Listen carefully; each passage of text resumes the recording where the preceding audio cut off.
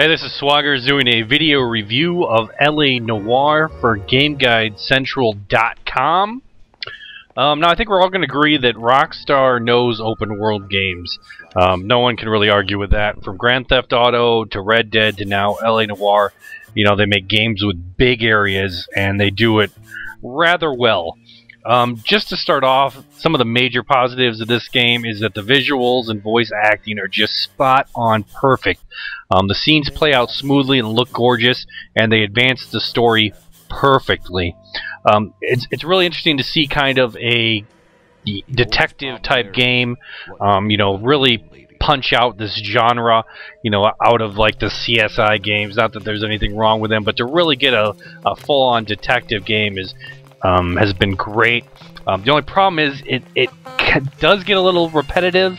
It is the same routine over and over and over and over again. You know, look at the evidence, you know, which is not that hard to find. One of my complaints with this is that they give you a big bing when you get close to any evidence, and also that the music changes once you find everything in the scene. I would have been happier with just the last one as just something to look at instead of the binging. I mean, it seems games are just getting dumbed down so much. That just bothers me. Then you go and interview someone, and you know, you either believe them, you doubt them, but you don't have evidence, or you call them a liar because you do have evidence. All the scenes look good. They make a lot of sense, and you know, but it's just repeat and repeat and repeat. You know, they do throw in a few tailing objectives where you do have to follow someone, but it's pretty basic. These overalls, this is one of the sections that angered me in this game. Some of the cases, they kind of require you to really just guess between two subjects, even when there is evidence that I believe could have been processed to, you know, implicate someone over someone else. You know, those overalls, they're supposedly either someone's initials or they're the initials of the company. That seemed like a pretty easy thing to just give someone a phone call and, you know, find out for sure. Instead, you're pretty much told, hey, just pick one of these two guys, it's fine. This is why I hate this game and why I hate almost all of Rockstar games, and why I'm starting to hate almost all games everywhere, is just stupid collectibles with no purpose at all. There's 50 of those golden films. They give you nothing but an achievement for doing them. It's just there pretty much to waste your time. We also have badges that you need to find, 20 badges, and the best part about this is it's DLC. You know, you're paying them to put worthless collectibles into the game, and you get an outfit for that, which gives you, I think, one extra clip of ammo. I've never run out of ammo on my own gun, ever. Then there's landmarks. At least the landmarks serve a purpose in one case.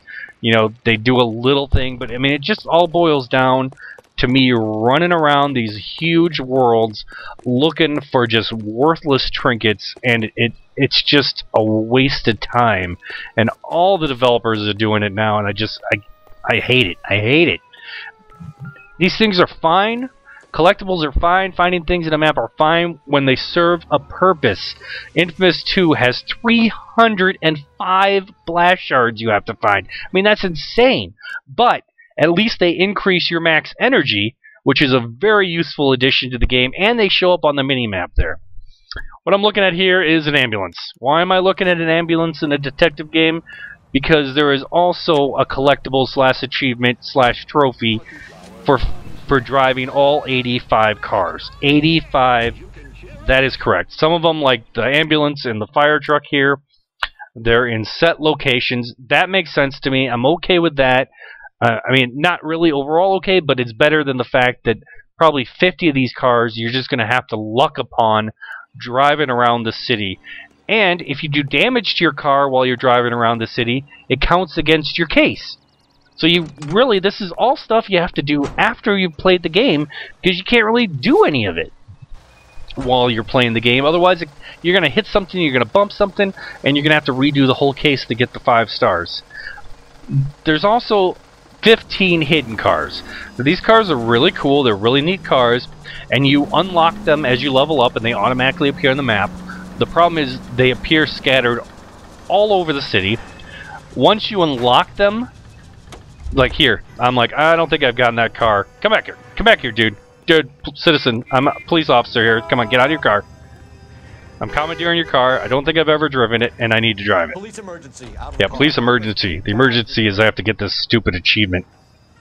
And, yep, never had that one before. Ooh, and that was like my halfway there car. You know, once you find all these cars, they don't go into any kind of garage for you to just pick out. You have to go and get them every single time you want to drive them. And there's not really any purpose to driving around.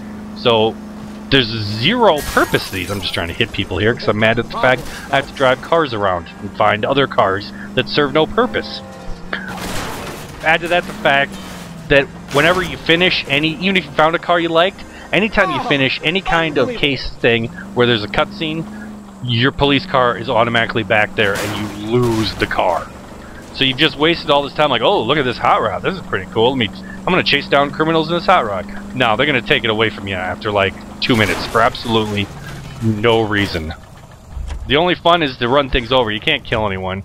It's disappointing. It's like the one Rockstar game where you really can't go on a rampage because they just don't let you. It's just not something that Cold Delps would do. Another problem with cars is when even if you get another cool car, I needed this one too. Even if you get a cool car, only police cars have police scanners, so you can't get any updates to your case, and you can't do the side missions in a non-police car because they won't pop up. So the cars are just an utter waste of time. Oh, I hate the cars so much. Okay, now that that's out of the way, I'm a little disappointed with the DLC. You know, it's not anything that's going to quote-unquote affect the game, but you know, after Red Dead, they put so much in. I'm just disappointed that we're getting 4 more cases, most of which were pre-orders. So, you know, that was kind of, I was hoping for entire new desks instead of just, you know, 4 cases. So there's not going to be really any life in this game. That is going to affect replayability. The gunfighting sequence here, they're fun, they're simplistic, you know, they're not abused. You don't do them every case, you just have some fun, you shoot some people. There's not very many weapons because really the main emphasis of the game is on case solving here. My one little complaint is that I wish you could keep guns that you find. Your police car trunk holds guns, you know, so you can get some more firepower outside of the pistol, but the only thing you ever end up getting in there is the shotgun and the DLC Tommy gun, piano gun, if you unlock that. So, you know, that's a little disappointment there. It would have been nice to be able to unlock everything and, you know, have a little fun in submissions with a bar or the Garand, the flamethrower later in the game. Overall, I'm going to give LA Noire design a 9. I just can't give a 10 to any game with these pointless hours and hours of retarded, worthless collectibles. I mean, it's a ploy to sell strategy guides, and you know, it's ridiculous. You know, give them some in-game value or just leave them out. You know, a simple weapon unlock every 20 or so or something there. The fun factor in this game is high for me. I really enjoyed it. It does get a little repetitive. They do throw a few things in there to break up the monotony. You know, I hate the collectibles, but if you get bored, just go do a couple of those. And I think the game really does go above and beyond anything we've seen in this type of detective genre. So it's really impressive there. In gameplay, I'm going to give it a 9, just because there's zero replay to be had. Once it's done, you know, you're going to run around, you're going to get the collectibles, you're going to do the 40 side missions, and then you know, it's going to be over. There's no reason to ever come back and play it again. You know, people are going to say, yeah, it's a single player game. That's what it is. You gotta accept that fact. But there's a lot of things people are doing these days to make single player games pop.